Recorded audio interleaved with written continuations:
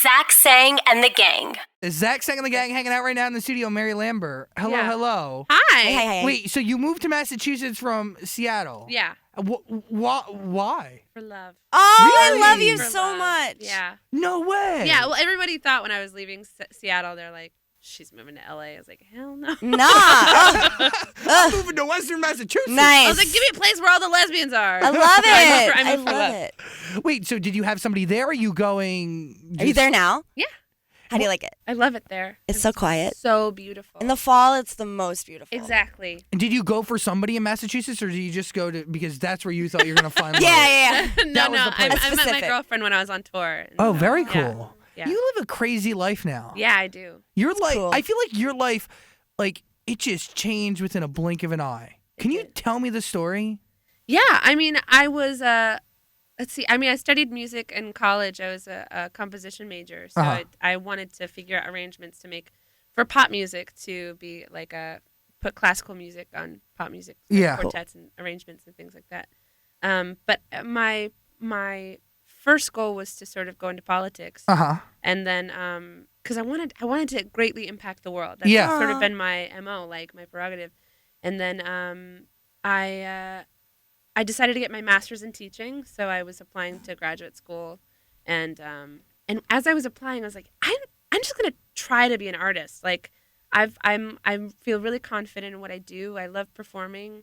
I'm gonna make my first album, and I'm just gonna spend 2 years doing the grind and seeing if I could do it. That's awesome. And within about 3 months, as I was bartending, I was working about 3 jobs, and I got a call from my friend Hollis, who we did spoken word poetry together. Oh, cool. And she's like, Mary, Macklemore's doing this song about gay rights, and they haven't found anybody to do the hook, so they've asked everybody. But I think you'd be great for it, because at the time I was really exploring the, I felt like I was sort of living a contradictory life as a lesbian and a Christian. Yeah. Sure. And so I was exploring a lot of it in my writing, but I felt, at one time I tried to write a worship song, and then I tried to write a song about gay rights, and both of them felt equally contrived and terrible. And awful. Really? And so I was very unhappy with that. Yeah. So when this song sort of fell into my lap, I was like, this is what I've Perfect. been waiting for. Yeah. It felt very divine. And so I wrote the chorus in about 2 hours, and then it was very low key. I went to their studio. I never met him before. They So awesome. And they just changed your life. Yeah. Oh my God. Yeah. Oh my God. It was funny too, because I decided when I got that call from Hollis, I was like, okay, I have 2 hours. I can either do a bunch of research and be like really cool about rap music when I get there, and I'd be like, have you heard of Rick Ross? Hova, am I right, guys? Or I can like write a really good hook. Right. So I like took a shot at tequila, and I was like, here we go, there's business. And so I got in, and Ryan Lewis was like, yeah, we just made the cover of XXL, and I was like, is that a plus size? Like the undies, or I mean, that's really amazing. One, that they had the power to change your life within an instant. Yeah. And two, that you were able to get that message that you always wanted to get out to people out there. it's meant to be. In a huge freaking way. Yeah, it is. It felt meant to be. It felt very divine. I mean, crazy. I mean, now your life is just spiraled, and it's taken off, and you have a single out right now. Yeah. It's called Secrets. I mean, you have a major label deal. Yeah. I mean, you have a good life And right you're now. in love. And you're in love. I'm so jealous of you. Yeah, I love I'm so it. jealous. I have a love really it. freaking cool life. I don't know what I did to like You deserve to go it. through this, but I'm like, if every day I'm like, if this is the peak, I'm great. If we peak at this, I'm great. Well, that's the way to look at it, honestly, because it's like you just kind of like live your life every day at a time, so you're not. You have to do that too. Yeah, because totally. as fast as everything comes in, it can equally speed the hell out. Absolutely. Yeah. So do you live every day like kind of as its own? Absolutely. Yeah, I mean, there's definitely planning involved. Like, I mean, I'm ready to, like, 5 years from now, I definitely want to start thinking about kids and settling down and things. So there's like some amount of planning involved and like goals for this record and goals for the next record. But in general, like as the day comes, like I'm very grateful that I'm like talking to you, that I get to do like I mean, I'm tired. Like I go to places and I do shows and I'm like, I'm kind of exhausted. But I'm like, this is what I've always wanted to do. And it's not just the fact that I'm a pop singer now or that I get to be on the road and do shows. It's that I have this opportunity to create a really beautiful impact with music, which is what I've always wanted to do. Yeah. Can I be honest? Yes. You know, some of the biggest Why? some of the biggest artists come in and out of our studio. I'm friends with some of the biggest pop artists out there right now, and nobody goes into it with the mentality that you go into it. Going into this industry and making music to impact the world and to make a change. People go into it to make a quick buck. They go into it to be famous. They go into it to be on the cover of every magazine. And they go into it to have everybody look at you. Right. You know what I mean? They go into it with different motives. Sure. And I gotta applaud you. I mean, it's so genuine.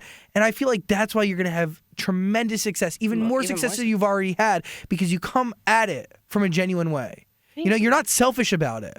I mean, I don't want to be like I'm a saint. Like, I definitely want a beach house and like, I would love a magazine cover. Yeah, you want to make your life happy for yourself. Fame itself scares the shit out of me. Really? Fame is like terrifying to me. Like the idea that, you know, because when, at least in celebrity culture, it's not with a musician, your music is not the thing that's consumed anymore. Your personhood is a commodity. So like, I can't imagine what that type of connection with another person would be if that precedent is already set there. That you are a commodity, and it's like, you know, someone will get bragging rights from having a conversation with you. Exactly. What does that, is that a real genuine connection? That's terrifying. I don't want that. Yeah, no, that's like, horrifying.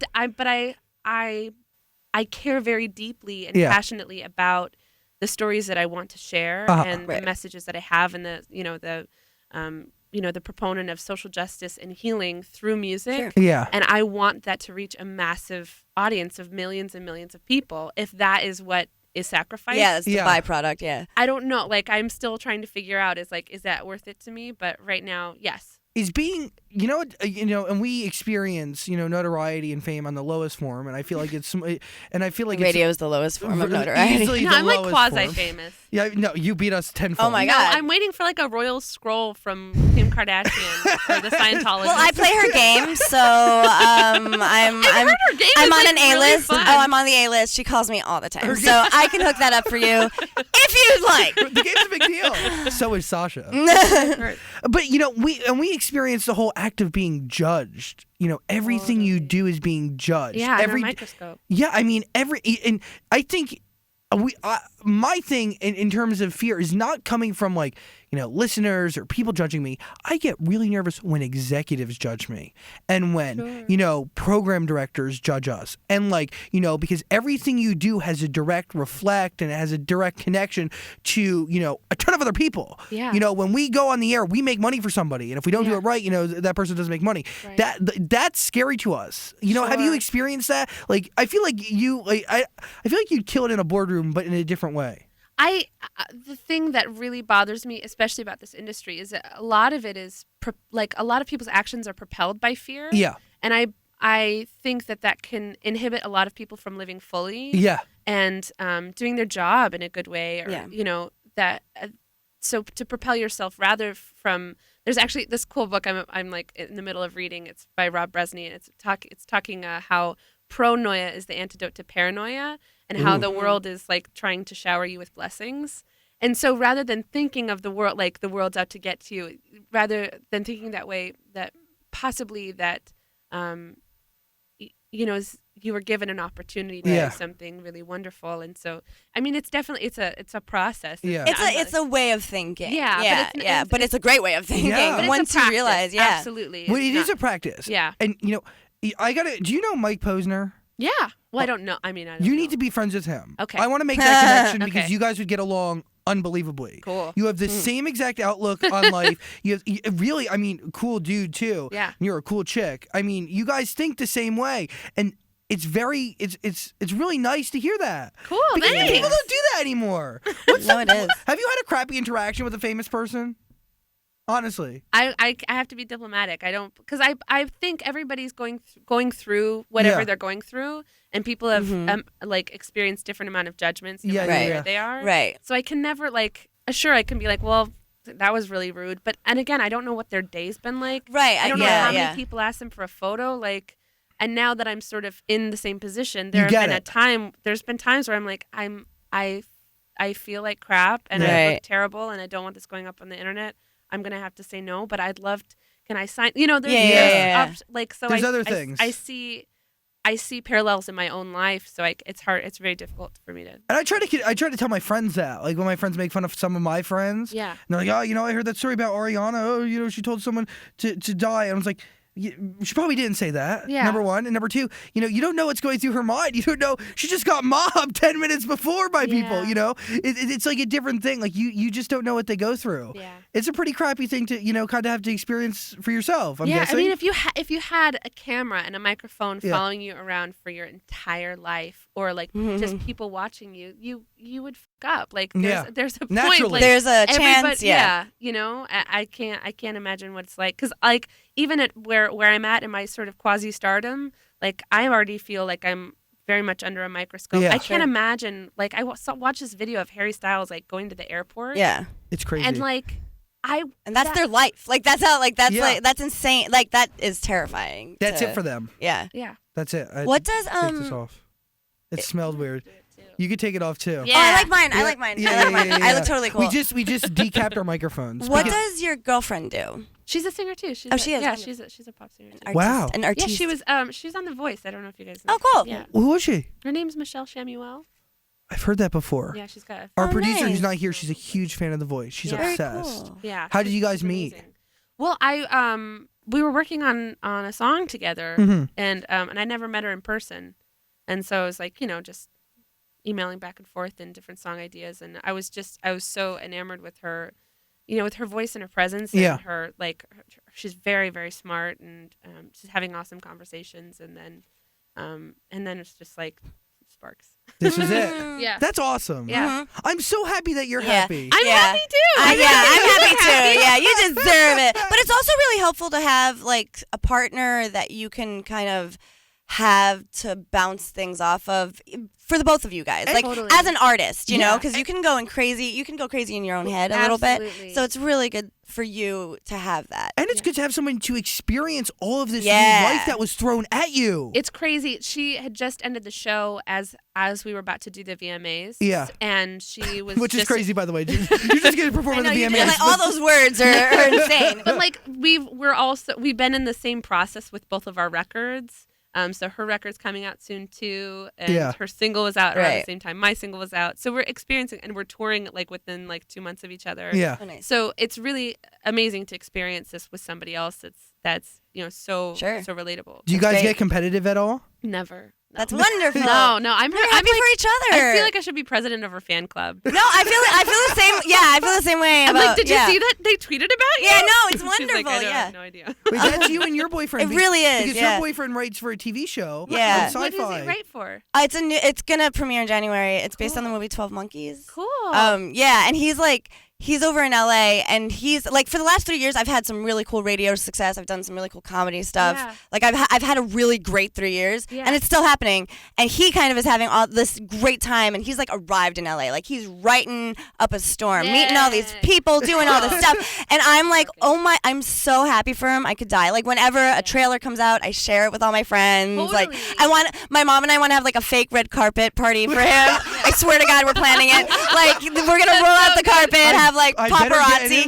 You're in. Like we're gonna make all these invitations. Chris is like, oh my God. But like I'm so proud and happy for him. I can never like picture ever being jealous. Like I'm so happy for him. I prayed for this moment. You know what I mean? So it's awesome that you guys are simultaneously. I read this really cool quote about true, like what true love is, and I love this. It's true love is two people standing completely in awe of each other. Yeah. And I feel like that's so true. it. Like you should be walking around like going, enamored. Yeah. Like my girlfriend is a And he is, when my first day on New York radio, like #1 market, my dream come true.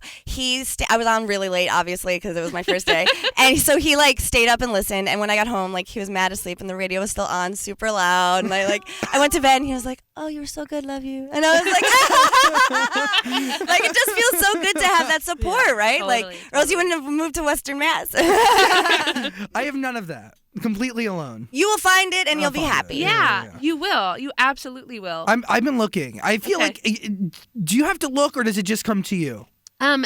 Both. I think there's an element of like, there's of just being really hyper aware of like of what you like, knowing what you like, knowing what you're into. But I think ultimately the universe I believe the universe has a plan. Me too. I agree. Yeah. And it makes it easier for me. I don't have to, go and actively search. You just have to wait for the universe to do all the work. I don't need to be on Tinder swiping right to every single person. You could. I mean, I think there's plenty of people that find wonderful people that they're compatible with. Yeah. You know?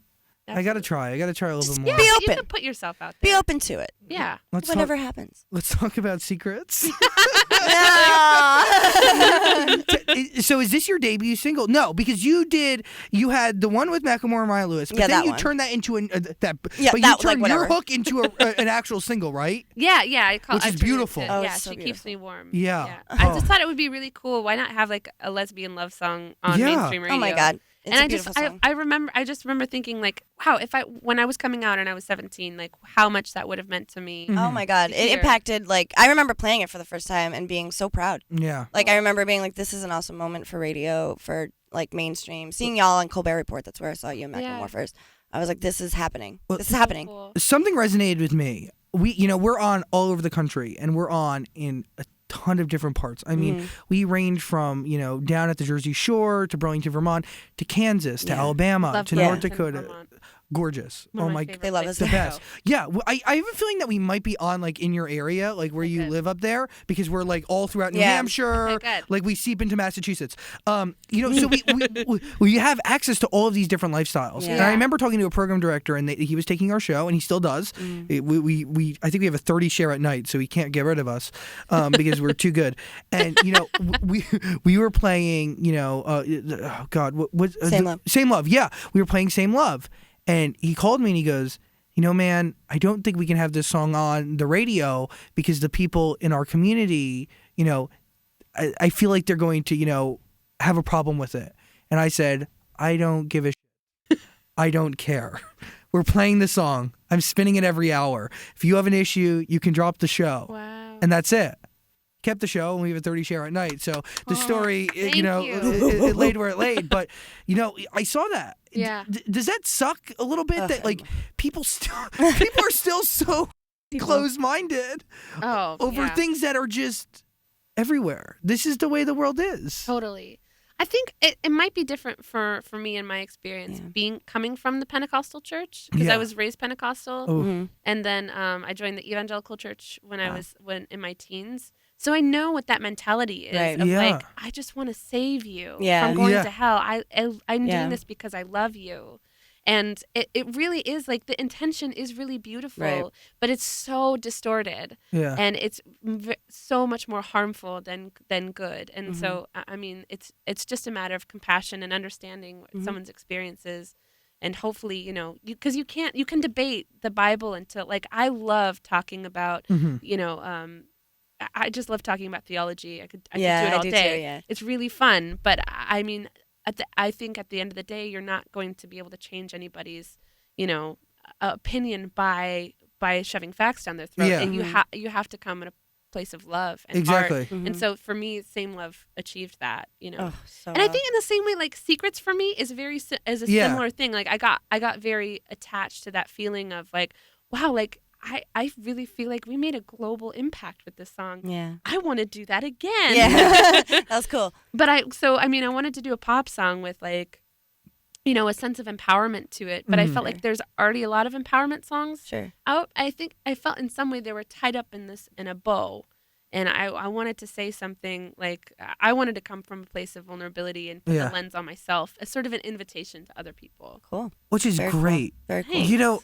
I feel like, again, like even we said it before, there's a lack of people getting into this and, releasing pop songs and going at it from a standpoint of making a difference. And positivity. Positivity, making a global impact, trying to change the way people think. Yeah.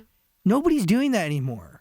I think the problem is I think there are people doing that. I don't think that they're given the proper spotlight that they deserve. I think agree. That's what's frustrating about it. Like I'm a huge fan of Meghan Trainor. I think that the intention is there, Colby Calais' song Exactly. Try. I mean, sure, there's, like, there They're trying. There's this effort. But I keep hearing music. I'm like, is this really what's going on there? This is happening. Yeah. What would you want to see more from people like us? People who supply, your song on, we reach 500,000 college kids a night. #1 voice on college campuses. 30 to 35 markets and growing. I mean, what do you want to see from people like us? People like Z100, all these major radio stations. What do you want to see from us to help make that change? Is there anything? Because we're a part of it. Do you know what I mean? Sure. We're the people not picking up the Colby Calais song, even though it's inspiring. We're going to be that person who might not pick up the next Meghan Trainor song that might have a great message attached to it, but the hook isn't as good. Right. I know that ratings are important. I think that's what's frustrating. I don't know. I don't know what the answer is for sure. I wish I had an answer for you. I know that there is a place for when I'm going dancing, I don't want to think about social justice. I do want a song Have about fun. Drinking and partying. Right. No, there's a place for that. I do want to listen to Miley Cyrus. Sure. Don't we all? Appreciate that. Yeah. But I think that there is a bit of an imbalance right now. What's on mainstream radio? Yeah. So I don't know. No, I agree. I think we need to do a better job of having a happy medium. Well, you guys can just play my new album on repeat. Right. Over and over. Sure. That'll be a good start. That's the entire radio station. Yeah. That's it. 24 hours a day. 24 hours. 24 hours. Wait, did you snore or did you snore? I snort. I snort all the time. Like right into the mic. Okay. I'm not ashamed. Let's talk Let's talk about the album. Let's talk about the single. Just give me an inside look. Yeah, the album is like a dream album. I was really when I signed, I was like, I know who a producer I want to work with. Tori Amos is one of my ultimate inspirations, and Under the Pink is one of my favorite albums of all time. Yeah. So I sought out Eric Ross, who produced Under the Pink. Wonderful. So I felt like he would do such an incredible job of taking this kind of, because I do spoken word and a lot of my solo stuff as well, like taking this very unique approach to music and making it successfully, a commercial pop album. Pop. So that's what I was seeking out. So I met with Eric, and it was like an instant connection. We completely understood each other, and it was awesome. Yay. And then we brought in because him and I both together, it could have been a bit outdated and not as current as we would have liked. Sure. So we got a suggestion to bring in Benny Cassette, who did some of the beats for Yeezus. Oh, nice. That is so funny. That's such a great mixture. Yeah, but I love it because it's like, I know, like, it could be like, I mean, I like that sound, like that kind of like 90s, like kind of whatever. Is that what you mean, like dated, or no? Did you mean like it's like very singer-songwriter. But bringing in somebody who does and like Yeezus stuff. That's a good idea, and it sounds like it would be a good mix. It was really, really good. And then for a lot of the singles that we were writing, I was very apprehensive to have a co-writer, but I was really excited we brought in Mozella, who wrote Wrecking Ball. Oh, wow. So for the singles we have, so it was this really amazing team of people in the room, which it's sometimes like, I think it could seem very Hollywood, but it was a very organic, beautiful. It seems like it, yeah. With like a really positive intention. We are all all sort of in this industry going like, having this intention of like wanting to give a positive impact. Yeah. And that's incredible. That's great. I'm so proud of this album. Yeah. Some artists, singer, songwriters, spoken word, they would shy away from pop music. They'd go, "Oh, pop radio, pop music, that's the trash of music. Pinky's out, nose is up." You didn't do that. You took your message, you took your art, which is the foundation, and you brought in people to kind of just change the sound a little bit. Yeah. But even though it's a changed sound and it's a pop sound, it's still your sound. Yeah. I mean, I would say I had 5 goals for the record. And the first was to be completely and authentically myself. Because I think the fear is when you sign to a major label that you lose creative control, and that people want to change you. And I haven't experienced that at all. This entire time I've been able to drive my own ship, and I'm so grateful for that. That along the way, I mean, there have been like some headbutting of like different, well, there's gonna be sounds, but in general, like this is my ship, and I get to make all the calls. And there's a couple. I'm really excited about a couple songs in the record. I do a cover of Jesse's Girl. Oh, that's great. It's gonna be really cool. And then I do a song with Angel Hayes and K-Flay. Incredible. Oh, nice. Incredible. Oh my God, that sounds amazing. It's but sonically it's a pop album, so it's got sort of the pop sheen. and I sort of took a model of Teenage Dream because that's one of my favorite albums. And incredible album. Yeah, it's a really good album. I mean, it supplied like I think it was 8 out of 14 singles or something like that. And it's like a good. It's just a good album. Yeah, but I mean, definitely the model. I wanted every song to be a possible single. This was sort of my intention with it. And then sort of the third idea was that I wanted to have a blast. I wanted to have so much fun to make this record. So I had a really good time making the record. Good. And then the fourth one was to be really conscious of intention and making sure that because we all know that words carry so much gravity and weight, and lyrics are no different, especially when they're on the radio waves. Oh yeah. And then the fifth one is that I would like to buy that beach house. Hey girl, what beach house? Where do you want to buy one? In Washington. I'm probably on the coast. It's mostly for my mom because I'm not going to be able to be there. Mom wants a beach house. Wow. So good. Get Mom the beach house. I love you. I love you. You are great. To death. Can I be honest? I feel like we could talk for an hour. I know. Can we? We should just hang out or something. We can just turn the mics off. Yeah, we should just all chill. Go Central Park here. Well, right across the street. Yeah, we have a few. They set the parks over there. We can just walk around for a while. How hectic is your schedule today after you leave here? It's not bad. Really? No, I'm gonna go see the Sam Smith show. I'm really excited. Oh, that's awesome. Yeah, I have a cool life. No, I'm gonna go to a show. I guess. I'm gonna have to be. People are gonna give me drinks. Sucks to be you. I'm gonna wear a pretty dress. I hate it. Secrets. We're gonna play it here on Zach Sang and the Gang, and I gotta say thank you to Mary. Thank you so much for having me. Incredible, and I think your music's awesome. Your message is awesome. I mean, you have so much coming your way, and whatever we can do to help you out, and please just let us know. You're so freaking awesome. You're the best. You're the best. You guys are amazing. Please. This is great. I feel like this is a love fest. No, it's a love fest. We love you, and we love you. You need to come back now. I will. So Please, the next time you're in, you have to come back. And if I'm visiting my every day, I will be there. And if I'm visiting my boyfriend's family, I will find you. No, I'm just kidding. Perfect. Mary Lambert, thank you. Thank you so much.